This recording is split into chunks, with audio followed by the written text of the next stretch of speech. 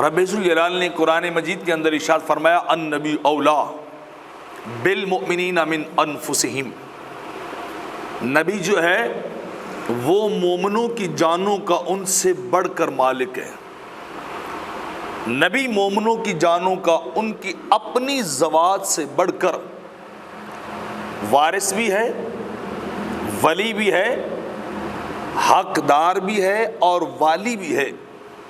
اتنا حق آپ کا اور میرا اپنی جان پہ نہیں ہے جتنا آمنہ کے لال کا ہے، جتنا مدینے کے تاجدار کا ہے، والضحیٰ کے مکھڑے والے، واللیل کی پیاری پیاری زلف والے نبی کا جتنا حق آپ پر اور مجھ پر ہے، کائنات میں اس دنیا کے اندر خدا کے بعد کسی اور کا اتنا حق نہیں ہے۔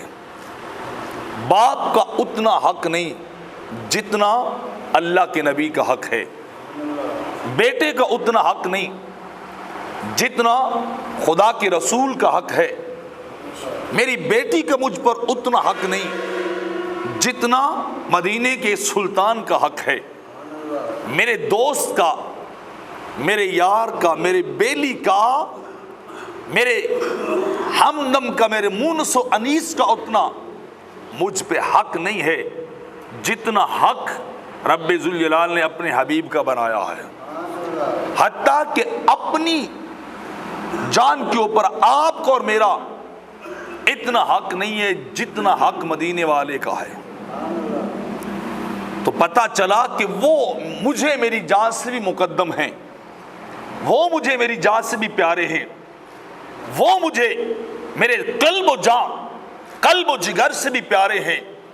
حتیٰ کہ جب ان کی ذات اور اپنی جان کا مقابلہ ہو جائے تو انسان کو پھر کیا کرنا چاہیے؟ اپنی جان کو ان کی ذات پہ وار دینا چاہیے، اپنے آپ کو ان پہ فدا کر دینا چاہیے، اپنے آپ کو ان پہ نچھاور اور قربان کر دینا چاہیے۔ انسان کو اپنی جان نہیں دیکھنی چاہیے بلکہ مصطفیٰ کی ذات کو دیکھنا چاہیے، پیارے آقا کی ذات کو دیکھنا چاہیے، اپنی طرف نگاہ نہیں اٹھانی چاہیے، اپنے آپ کو فدا اور قربان کر کے یہ ثبوت دینا چاہیے کہ وہ مجھے میری جان سے بھی پیارے لگتے ہیں، وہ مجھے میرے وجود سے بھی پیارے لگتے ہیں، وہ مجھے میرے قلب و جان، قلب و جگر سے بھی پیارے لگتے ہیں۔ اور یہ اس ملت کا خاصہ ہے، اس امت کا خاصہ ہے کہ اس امت کی حیات ذات مصطفیٰ اور عشق مصطفیٰ ہے۔ اس ملت کا دار و مدار اسی بات پہ ہے۔ یہ ملت ایک وجود کی طرح ہے اور اس وجود کے اندر روح مصطفیٰ ہے، روح مدینے کے سلطان ہیں، آمنہ کے لال ہیں۔ اگر وہ روح نکل جائے تو یہ وجود باقی نہیں رہ سکتا ہے۔